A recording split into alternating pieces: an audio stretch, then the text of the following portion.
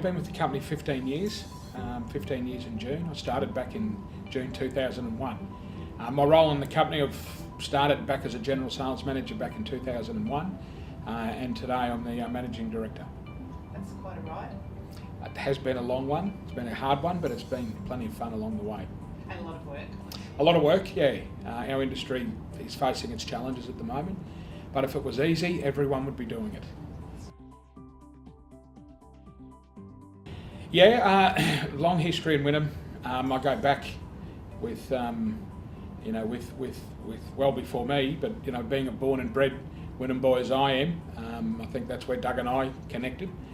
He remembers giving me my trophy in under-7s Wynnum Manly football. That's amazing. Yeah, it is. But look, Doug's family, his father and his partner, Alf Giles, Ken Barton and Alf, started the company back in 1945.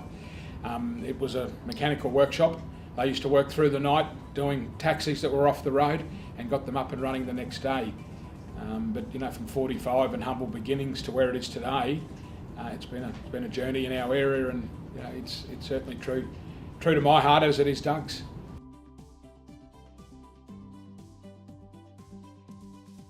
Yeah, it's a bit strange sometimes. You forget where you've come from and what you've done, but it keeps me very balanced when I run into someone from school that I haven't seen for 20.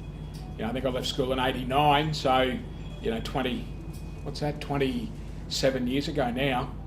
Running into someone from school that I haven't seen since 1989 is a little bit, what's the right word? Yeah, it's sobering. It's sobering. That's it.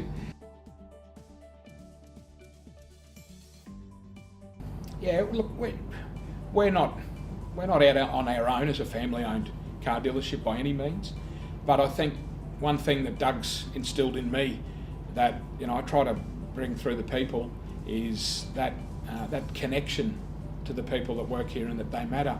A customer to us is not just someone who comes in and buys and services their car, but a customer for us is a staff member, their family. And Doug, being a born and bred Wynnum guy with that history, and Doug has a very, very deep sense of history, that matters to him. And only as recent as last week, he doesn't come in very often, but he was here last week, and it was just coincidental. Two people who he goes back a long way with were here. One of them had bought a car and one hadn't, but the fact that Doug stopped, said hello, he hadn't seen them for 15 years, I think was the catalyst for them to feel comfortable. So for me, bringing that through the ranks is pretty important, and never ever forget where you've come from.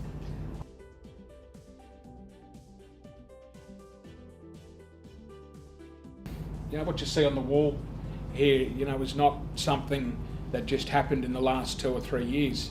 And Doug's always run through, his father's culture that was taught from him.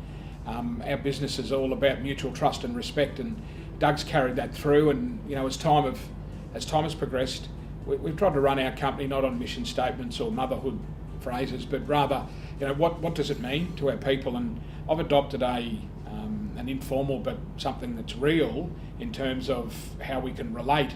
And happy staff equals happy customers. I think genuinely, if your staff are engaged and it's a place they want to work, what they do day to day is not an act. It's not put on for the for the cameras. It is who they are. And to further explain that, I try always myself personally to put myself in the shoes of a customer, and I reference that back with our staff. In if it's not good enough for your mum or your dad or your sister or your brother, it's not good enough for any customer. If we don't differentiate, we'll have a customer class out there that feels important and valued. So I treat my staff the way I would treat my customers. I think they're one and the same. And if we're happy and want to be here, makes for a very quick working day.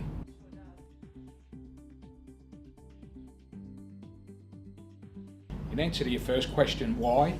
I thought it was a very good idea a few years ago. After days like yesterday, I questioned that. Seriously though, with 52 staff that are women in our business, I'm very proud of that.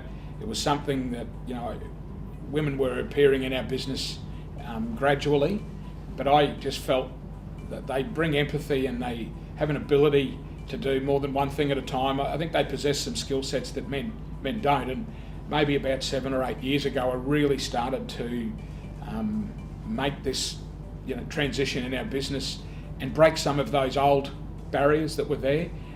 To the service counter was probably an area first that having a female service advisor wasn't necessarily well received by that old school male customer, that woman wouldn't know what my car is, and how can she be the person that manages that for me. I think we get today that whether it be servicing or selling cars, that it's a female world just as much as it is a man's world, and women know their stuff. They're contributors in the household, I think as strong as what men are, and they bring to our business, I think, a sense of comfort for females to come in and deal with us. So yeah, it's not been easy, but trying to find an environment that allows for successful women to work here, challenged with children, generally the responsibility of home. I know in my world, my wife does all of those things and she still works. I get the luxury of going home to it all done, but that's not the case in every home today. And for women, I think being able to work in a flexible work environment is just so uncharacteristic. And only this morning I interviewed a lady for a digital marketing role, and we talked about what might be a need to be here at 6 o'clock for a particular reason, much like the current lady who's going off to have a baby. She'll come back and she said, I don't know if I can do 6 o'clock. And I asked why. She said, well, our kids and my husband works as well. I said, well, if it had to be at a short notice, I'm comfortable for your children to be here. And she previously worked in the motor industry 7 years ago, and she felt that was just a subject you wouldn't dare touch. So she was quite relieved that if she had to be here at short notice to do her job, that if her 12-year-old son was here at work for a period of time, that's okay. And that sense of relief for her that we are genuine about providing a workplace for women.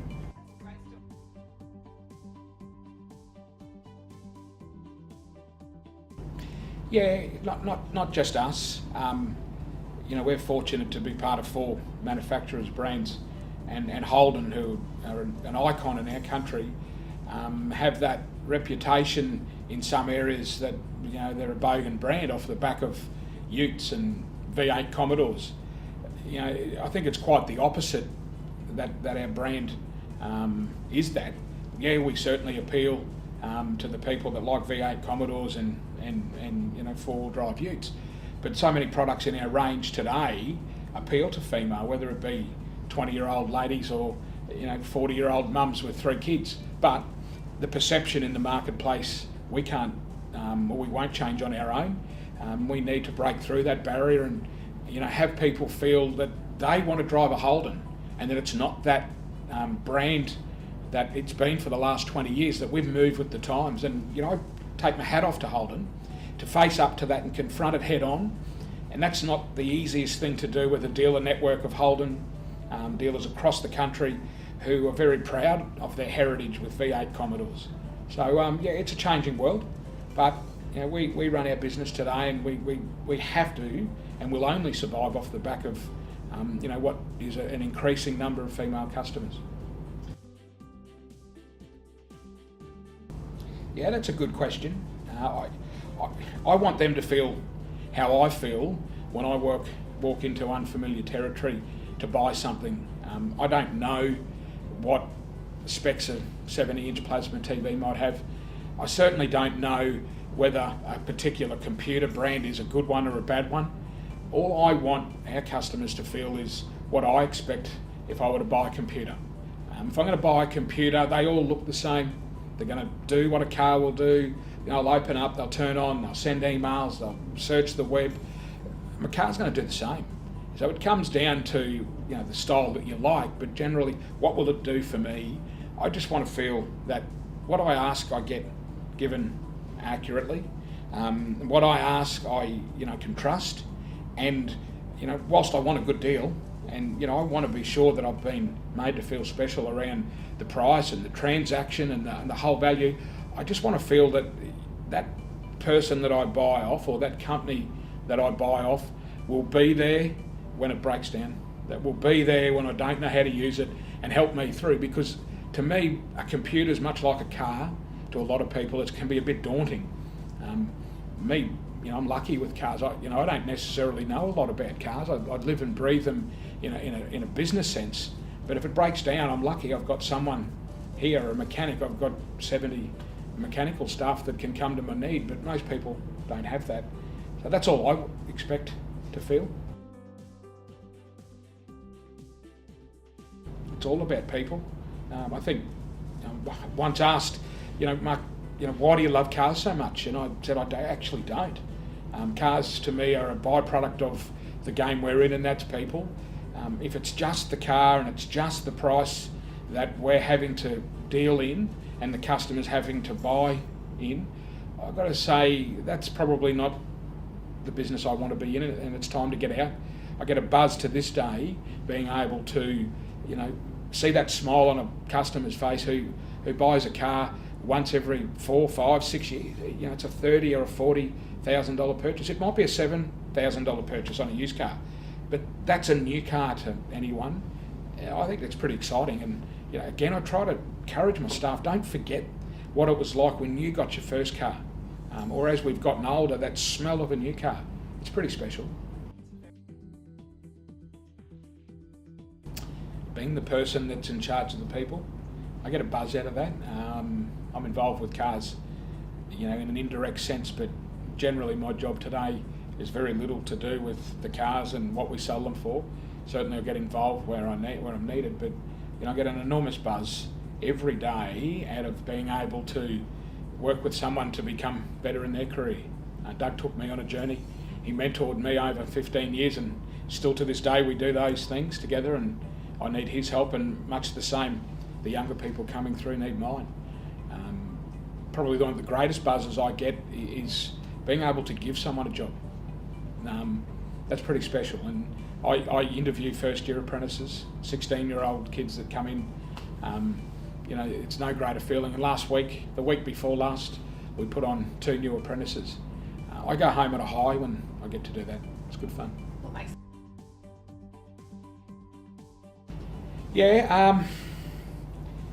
it's a community that it's not just Bartons that I think truly embrace that. A number of companies do. BMD are very generous in who they support. There's other companies in the area like Nan Constructions, Libke's, you name it. There's a number of them. Doug, well before my time, has been a very generous supporter of the community, and as we've grown in our own way, we've realised that community support, in fact, probably minimises the ups and downs that we have as dealership. People tend to come here because we support their kids' school. They come here because we support their netball team. The parents come here because we support junior rugby league. So in a broader sense, it's difficult to give to everyone and every cause, but where we do, we try and support those that support us. And I still see it today, and I hear it today that I'm in here to buy a new car because you support my kids' netball team. That's pretty powerful.